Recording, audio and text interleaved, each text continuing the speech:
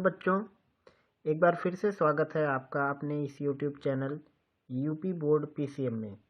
आज की इस वीडियो में हम सॉल्व करेंगे कक्षा 10वीं के गणित का प्रतिदर्श प्रश्न पत्र जो कि बोर्ड द्वारा निर्धारित है वर्ष 2023 और 24 के लिए। और इसका आज अंतिम पार्ट है। इस मतलब प्रतिदर्श प्रश्न पत्र को हमने कई पार्टों में बांट करके वीडियो को बनाया था, तो आज का ये पार्ट अंतिम पार्ट है। और सवाल जो यहाँ पे दिख रहा है तीसरा, यहाँ से हम इसको सॉल्व करेंगे। इससे पहले के सभी सवाल हमने पिछले के पार्टों में लगाया है, जो कि प्लेलिस्ट के अंदर आपको सीरियल वाइज मिल जाएगा। तो सवाल इसका पहला है, 2 अंकों की एक संख्या एवं उसके अंकों को उलटने पर बनी संख्या का योगफल 66 है। यदि संख्या के अंकों का अंतर 2 हो तो संख्या ज्ञात कीजिए। ऐसी संख्याएं कितनी है? तो इस सवाल में सबसे पहले कहा है कि ये संख्या 2 अंकों की है और उसके अंकों को उलटने पर बनने वाली संख्या का योगफल 66 है और अंतर 2 है। 3 बातें इसमें कही गई हैं। पहला तो संख्या 2 अंकों का है, तो सबसे पहले हम इसमें मान लेते हैं कि इकाई का अंक x और ऐसे ही दहाई का अंक भी मान लेते हैं।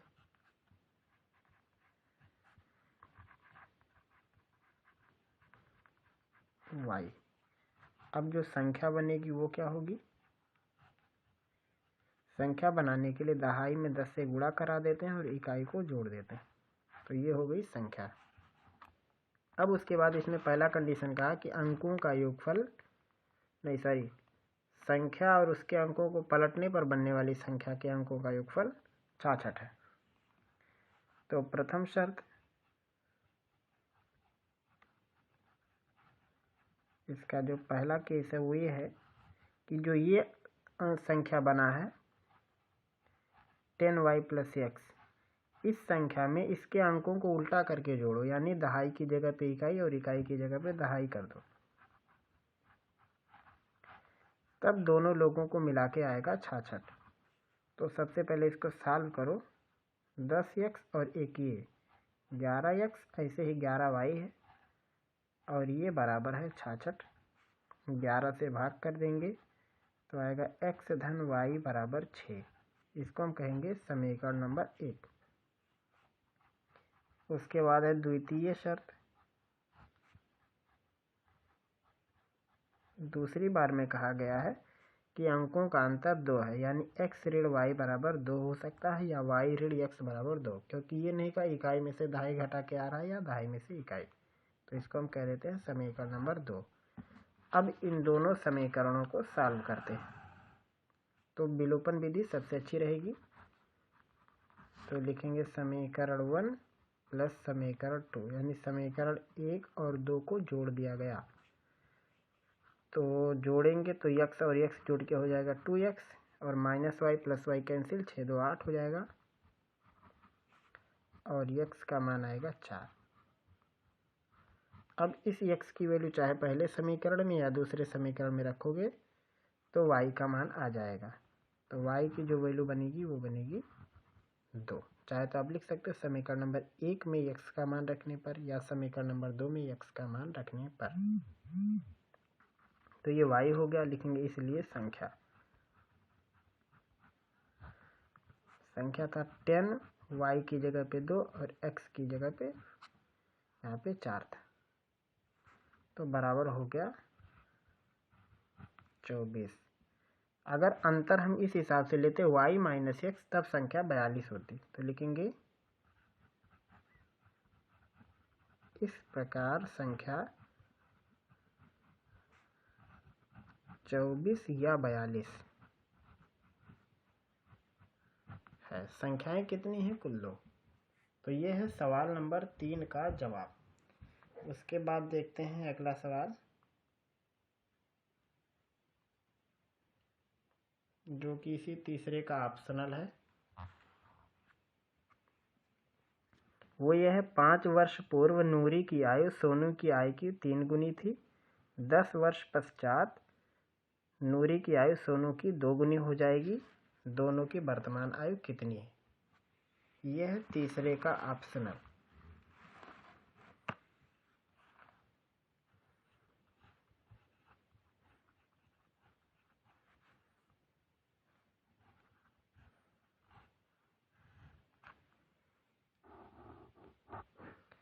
तो इस सवाल में सबसे पहले हम वर्तमान आयु मानेंगे। तो यहाँ पे हम लिख लेते हैं कि माना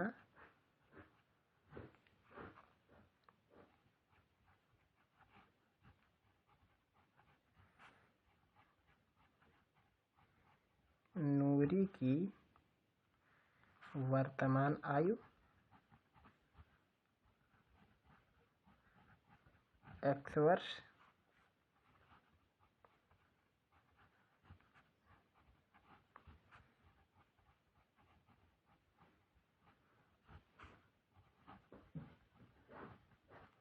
और सोनू की वर्तमान आयु y वर्ष, ये हमने मान लिया। अब उसमें कहा है कि 5 वर्ष पूर्व, तो सबसे पहले लिखेंगे 5 वर्ष पूर्व मतलब 5 साल पहले। तो 5 साल पहले नूरी की एज हो जाएगी x-5 और सोनू की हो जाएगी y-5। दोनों 5-5 साल छोटे थे 5 साल पहले। तो अब इसमें कहा है कि नूरी की आयु सोनू की आयु की 3 गुनी थी। तो सोनू की आयु में 3 साल का गुणा कर देंगे, सॉरी 3 से गुणा करेंगे, 3 साल से गुणा नहीं करेंगे। अब इसको हल करेंगे तो आएगा x-5 और ये हो जाएगा 3y-15, या इसको लिख सकते हैं, ये हो जाएगा x-3y = -10। ये हुआ समीकरण नंबर 1। और इसमें अगला केस दिया हुआ है 10 वर्ष पश्चात, तो उसको लिखेंगे 10 वर्ष पश्चात। और इसमें दिया हुआ है कि नूरी की आयु सोनू की 2 गुनी रह जाएगी, यानी x+10 = y+10।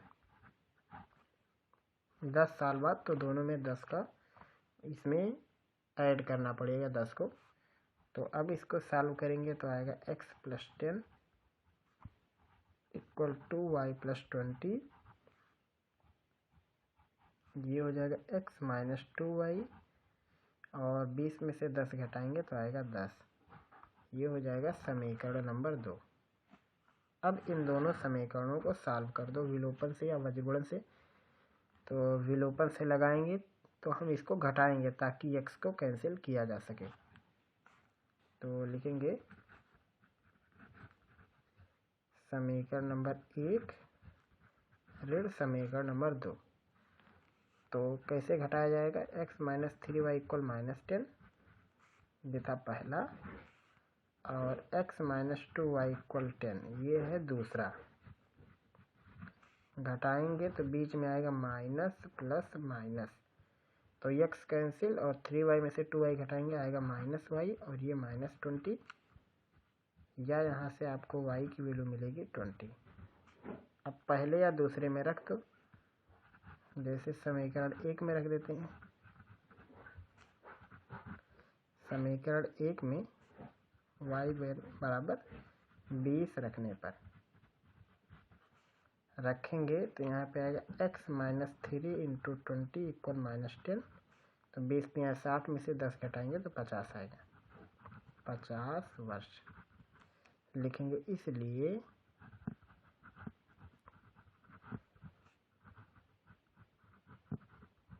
नूरी की आयु 50 वर्ष और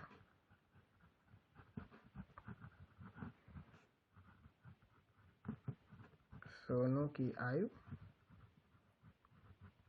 20 वर्ष है। ये हुआ इस सवाल का जवाब। अगला सवाल चौथा। एक बहुमंजिल भवन के शिखर से देखने पर एक 8 मीटर ऊंचे भवन के शिखर और तल के अवनमन कोण क्रमशः 30 अंश और 45 है। बहुमंजिल भवन की ऊंचाई और दो भवनों के बीच की दूरी ज्ञात कीजिए। ये है चौथा सवाल। तो सबसे पहले इसका चित्र बनाएंगे। एक बड़ा मकान है और एक छोटा।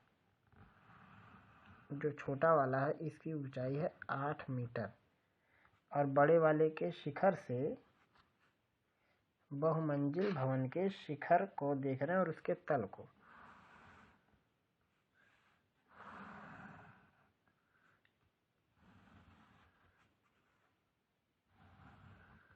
तो शिखर और तल को देखने पर अवनमन कोण बनता है 30 और 45।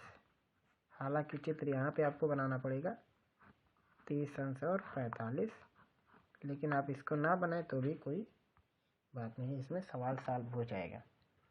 तो इस सवाल में दिया हुआ है कि बहुमंजिल भवन की ऊंचाई बताओ और साथ में दोनों मकानों के बीच की दूरी। तो सबसे पहले यहाँ पे मान लेते हैं कि बड़ा मकान AB से, छोटे मकान को हमने दिखाया CD से और यहाँ पे पॉइंट हमने रखा E। सबसे पहले इसको शब्दों में लिखना पड़ेगा कि माना बहुमंजिल भवन AB है और चाहे तो आप इसकी कोई ऊंचाई लिख सकते हैं XYZ कुछ भी, और उसके बाद एक छोटा मकान CD जिसकी ऊंचाई 8 मीटर है। बिंदु B से D का अवनमन कोण 30 और C का अवनमन कोण 45। इतना आपको लिखना पड़ेगा। उसके बाद यहाँ पे ट्रायंगल वाइज सॉल्व करेंगे। जैसे एक ये ट्रायंगल है तो इसको लिखेंगे समकोण त्रिभुज AED। ए नहीं, यहाँ पे हमने B लिखा है तो BED में tan 30 लगा देते हैं। तो tan 30 की वैल्यू बनेगी BE बाई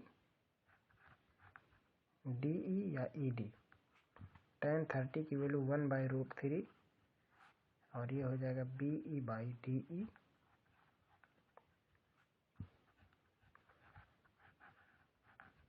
या BE की वैल्यू हो जाएगी DE/√3 मीटर। इतना हो गया। और अब उसके बाद एक बड़ा वाला है ट्रायंगल, इसको ले लेते हैं। तो लिखेंगे समकोण त्रिभुज BAC में tan 45 अंश हो जाएगा BA/AC।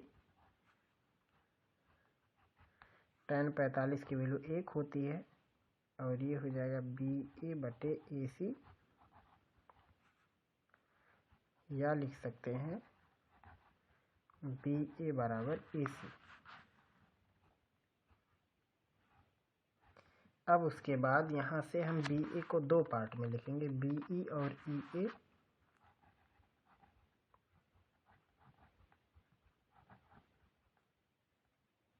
बराबर लिखेंगे AC।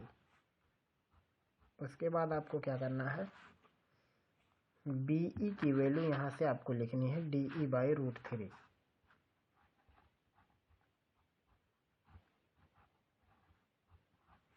और EA जो है वो 8 मीटर का, इधर 8 मीटर तो ये भी 8 मीटर, तो यहाँ हो जाएगा 8 बराबर AC। और जो AC है जो ये लिखा वही वैल्यू है आपकी DE, तो उसकी जगह पे लिख देंगे DE। अब इसको सॉल्व कर देते हैं। तो DE वाला पार्ट एक तरफ कर देंगे तो हो जाएगा DE माइनस DE/√3 इक्वल 8। अब इन दोनों में से DE को कॉमन ले लेंगे तो आएगा 1 माइनस 1/√3 इक्वल 8। और ये हो जाएगा DE बराबर 8√3/√3 माइनस 1, या फिर √3 माइनस 1 का ऊपर नीचे गुणा करेंगे तो हो जाएगा 8√3 प्लस 1, प्लस से गुणा करेंगे परिमेयकरण करेंगे तो नीचे आएगा 3 माइनस 1 यानी 2, तो ये हो जाएगा 4√3 कोष्ठक में √3 प्लस 1 गुणा करा सकते हैं तो ये हो जाएगा 12 + 4√3। चाहे तो आप √3 की वैल्यू लिख सकते हो या फिर ऐसे ही छोड़ दो। इतना मीटर हो गया DE। अब DE निकल गया तो BE निकाल सकते हैं हम। तो लिखेंगे इसलिए BE बराबर 12 + 4√3 /√3।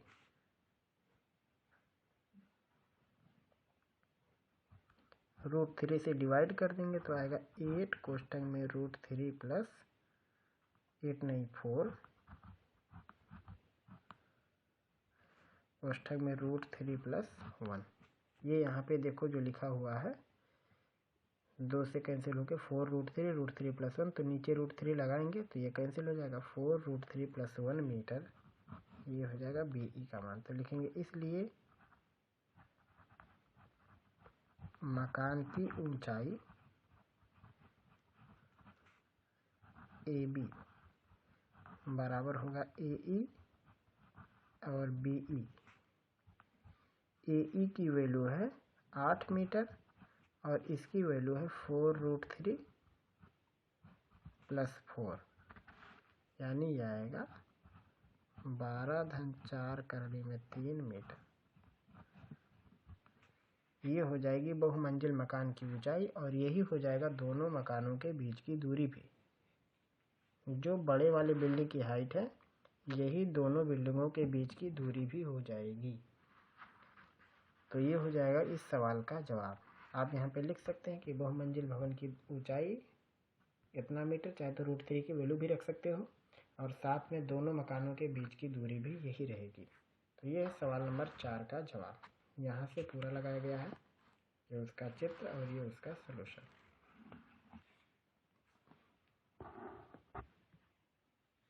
अगला सवाल है चौथे का ऑप्शनल, वो भी त्रिकोणमिति का ऊंचाई और दूरी है। भूमि के एक बिंदु P से एक 10 मीटर ऊंचे भवन के शिखर का उन्नयन कोण 30 अंश है। भवन के शिखर पर एक ध्वज दंड लगाया गया है और उसके बाद बिंदु P से ध्वज के शिखर का उन्नयन कोण 45 हो गया। ध्वज दंड की लंबाई और बिंदु P से मकान की दूरी। सेम ऐसे ही सवाल है लगभग। तो ये है चौथे का ऑप्शनल। तो इसमें दिया हुआ मान लेते हैं एक मकान और कोई एक पॉइंट P।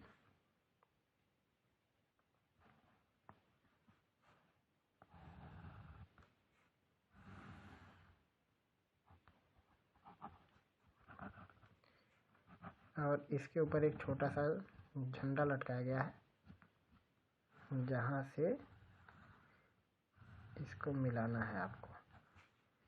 तो छोटा वाला उन्नयन कोण 30 है और बड़ा वाला 45 है, ये दिया हुआ है। और इसमें आपको निकालना है झंडे की लंबाई और निकालना है बिंदु P से उसके बीच की दूरी। और इसमें दिया हुआ है इस मकान की ऊंचाई 10 मीटर। तो यहाँ से क्या करते हैं, यहाँ पे हम इसकी कोई वैल्यू रख देते हैं और यहाँ पे हम मान लेते हैं कोई लेंथ कोई x, ऐसा कुछ मान लेते हैं। 2 ट्रायंगल है, आप छोटा बड़ा वाला लेके लगा सकते हो। सबसे पहले हम छोटा ले लेते हैं। नाम लिखना पड़ेगा समकोण त्रिभुज PAB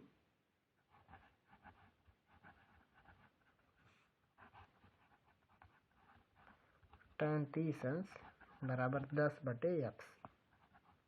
tan 30 का मान 1/3, तो x की वैल्यू हो जाएगी 10⁻³ मीटर। अब उसके बाद और यही हो गया दोनों मतलब ये बिंदु P से मकान के बीच की दूरी, यही इसका उत्तर हो जाएगा। अब उसके बाद आते हैं यहाँ पे बड़े वाले ट्रायंगल में। तो लिखेंगे समकोण त्रिभुज PA, यहाँ से लिख देते हैं, में tan 45 अंश। तो अब की बार जो लंब होगा h + 10 और आधार x। tan 45 का मान 1, h + 10/x या x बराबर हो जाएगा h + 10 और x की वैल्यू पहले से पता है 10√3 इक्वल h प्लस 10 या h इक्वल 10√3 माइनस 10 या 10 कॉमन √3 माइनस 1 मीटर। चाहे तो h की वैल्यू लिख सकते हो। तो यहाँ आप उत्तर में लिखोगे कि झंडे की ऊंचाई 10√3 माइनस 1 मीटर है और बिंदु P से मकान के बीच की दूरी 10√3 मीटर है। चाहे तो आप √3 की वैल्यू रखोगे तो 17.3 मीटर आएगा। यहाँ पे भी चाहे तो वैल्यू रख के लगा सकते हो। तो ये हुआ सवाल नंबर चौथे का जो ऑप्शनल है उसका जवाब।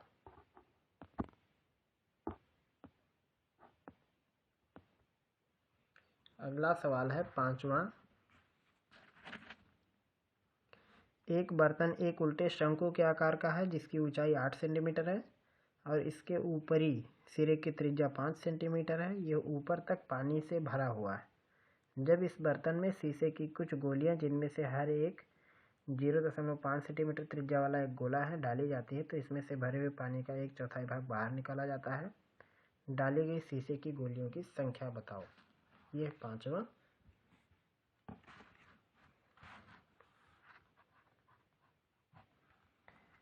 तो इसमें बर्तन की ऊंचाई और उसकी त्रिज्या दिया हुआ है और बर्तन कैसा है, शंकु के जैसा। तो लिखेंगे शंक्वाकार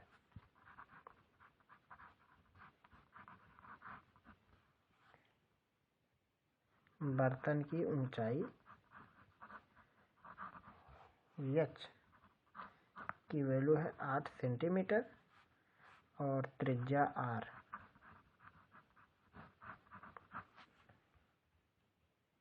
इसकी रेडियस दिया हुआ है 5 सेंटीमीटर। ये ऊपर तक पानी से भरा है। जब इस बर्तन में शीशे की कुछ गोलियां डाली जाती तो सबसे पहले हम यहाँ पे पानी का आयतन निकाल लेते हैं। तो पानी का आयतन ही बर्तन का आयतन होगा। तो यहाँ पे लिखेंगे आयतन। इसका सूत्र होता है शंकु का 1/3 पाई r स्क्वायर h। तो हो जाएगा 1/3 पाई r का मान 5 इसका वर्ग और h का मान 8। 5 का वर्ग 25, 25 में 8 से गुणा करेंगे 200 हो जाएगा 200/3 पाई सेंटीमीटर क्यूब। अब इसमें कहा है कि इसमें आधा सेंटीमीटर त्रिज्या वाला एक गोला डाला जाता है। तो कुल कितनी गोलियां लगेंगी जिससे 1/4 भाग पानी बाहर निकालना जा सके। तो यहाँ पे लिखेंगे गोलियों का आयतन। एक गोली का आयतन होगा 4/3 पाई और उसकी त्रिज्या है 0.5 इसका क्यूब और मान लेते हैं कि n गोलियां हैं। तो बराबर हो जाएगा n 4/3 पाई। इसका घन करेंगे तो आएगा 0.125 सेंटीमीटर क्यूब। अब गोलियों का आयतन कितना है, शंकु में भरे गए पानी का जो आयतन है उसका 1/4 भाग। तो यहाँ पे लिखेंगे 1/4 200/3 और पाई। अब यहाँ से आप देखोगे तो पाई से पाई कैंसिल हो जाएगा और नीचे जो 3 लिखा है ये भी कैंसिल हो जाएगा। तो बचेगा यहाँ पे 200/4 और यहाँ पे बचेगा n और 4 से अंदर गुणा करेंगे। 4 पंचे 20, 4 दूनी 8, 2 10, 4 1 4 1 5 0.5। 200 में 4 से भाग करेंगे तो आएगा 50। तो ये हो जाएगा 50/0.5 यानी 500/5 यानी आएगा 100। तो इसमें जो गोलियां डाली जाएंगी उनकी टोटल संख्या 100 होगी। लिखेंगे इसलिए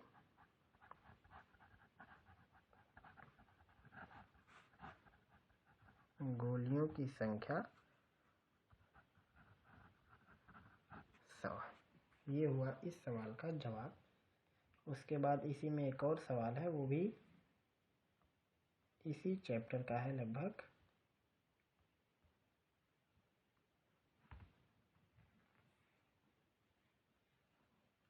पांचवें का ऑप्शनल।